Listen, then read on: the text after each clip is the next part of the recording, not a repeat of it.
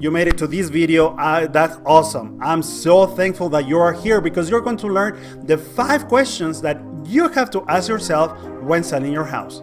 If you want to learn more about this, stay tuned.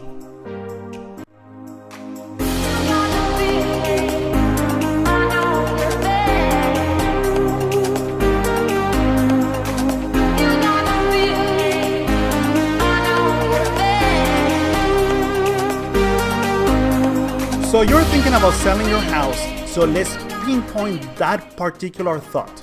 Before you even call an agent, before you do anything and go to YouTube and try to, learn about the 10 things that you need to ask your agent before you blah. The 5 things you have to be aware of the agent. Wait, you have to do some homework yourself, but on you. The question number 1 is, why are you selling your house? That's the most important question.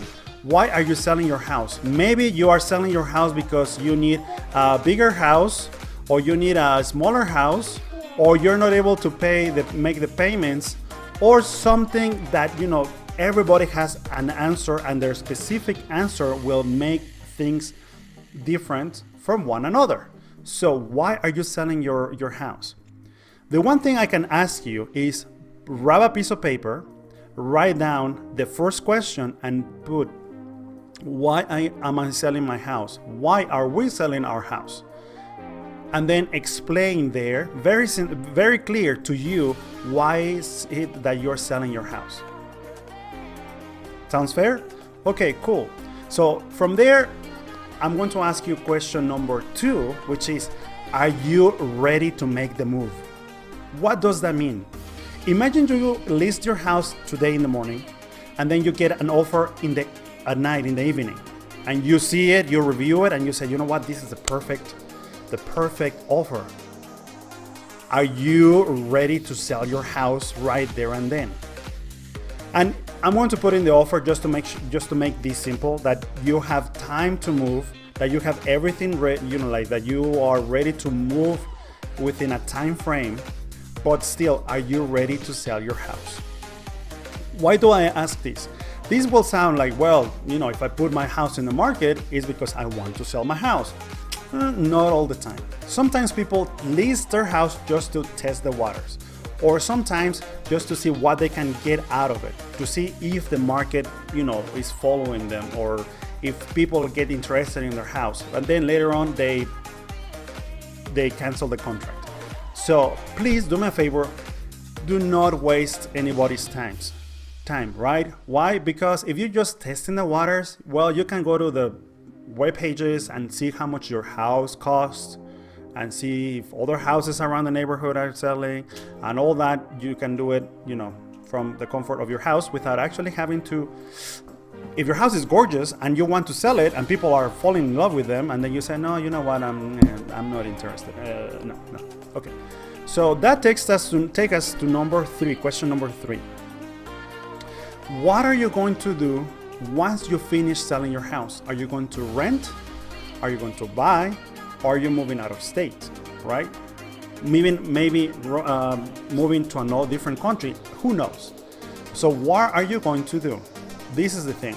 You have to have that in mind too, because depending on what you are doing, let's make it this very clear. You need to have a plan of action, because you don't want to be like, oh, I'm moving, I'm selling my house. Where do I put my stuff? Hey, where am I moving? Where am I putting this? Where am I putting that? You have to have that planned out. If you don't have it planned out, like 1, 2, 3, 4, you can actually have everything, at least get in the process of going through the stuff and learning about them. And then this takes me to question number 4. Do you know what your credit is like? Do you think that only buyers have to worry about their credit? Not really. Imagine that you are buying a different house, whatever size. You need to run your credit. Then imagine that you need to rent. They are going to ask you for your credit as well. So you have to know what you need to do in order to have your credit credit, if it's not perfect, but to where you need it to be in order for you to do the next move, which is very, very important. Are you going to be homeless? I don't think so. Are you going to live in a hotel forever? I don't think so either. So that's what the thing that you have to do. You have to monitor your credit and know what it takes in order to get it to where you need it to be. If you need help, there are resources that you can actually use. One of them is your lender, because they can actually tell you where you need to do and how you need to do stuff, especially if you're going to get a loan for a different house. So take that in mind.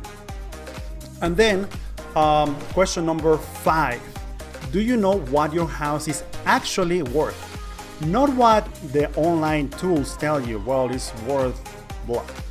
No, actually, what is your house worth? What I suggest is that you get a real estate advisor, or an appraiser is very expensive. It might be like $400, $500, depending on the house and the area. But if you get a trusted real estate advisor, they can go and give you a soft valuation of what your house is worth, or how much they're going to put it in the market.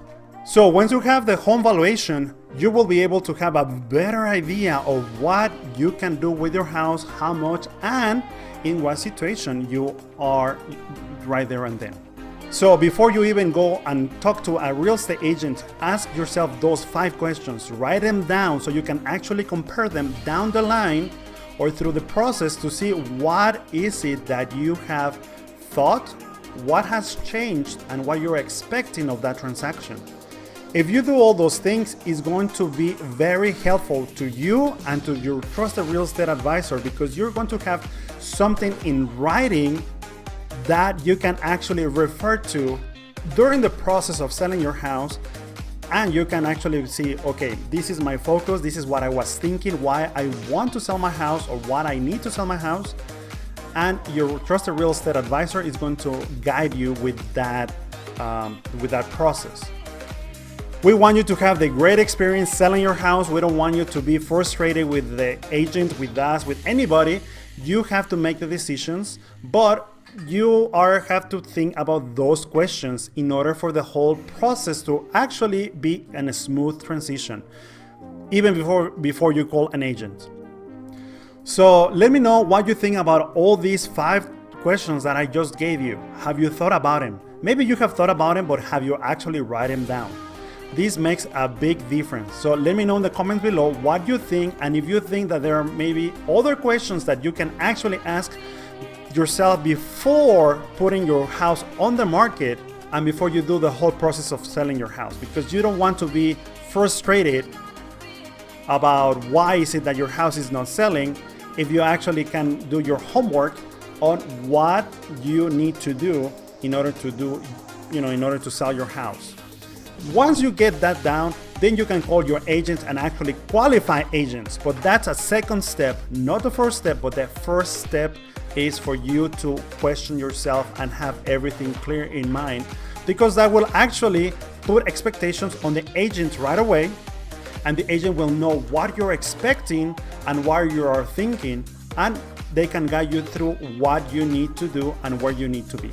So my name is Ulyses Moyao with the OMNI Team Las Vegas and Rock Realty Group. And if you're thinking about selling your house or buying a house, give me a call. Do not hesitate. My information is going to be in the description below. My license, my brokerage, everything that you need to know about me. Send me a text message. Usually I answer better on text messages. So I'm waiting for your text. And if you have any more questions, let me know and I can create another video adding to this one if you think that there are more questions that you need to do homework on before you even sell your house. So see you then.